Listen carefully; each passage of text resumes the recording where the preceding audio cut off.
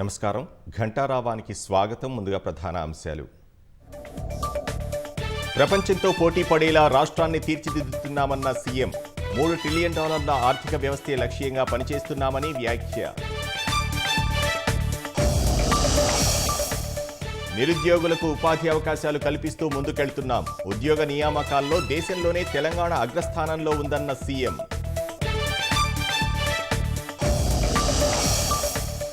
రాష్ట్ర వ్యాప్తంగా ఘనంగా అవతరణ వేడుకలు. పరేడ్ గ్రౌండ్లో జెండా ఆవిష్కరించిన సీఎం రేవంత్ రెడ్డి.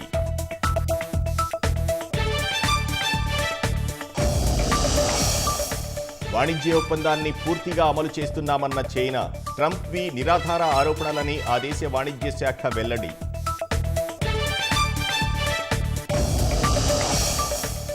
ఈశాన్య రాష్ట్రాల్లో కొనసాగుతున్న వాయుసేన సహాయ చర్యలు. వరదల్లో చిక్కుకున్న 14 మందిని కాపాడిన సైన్యం.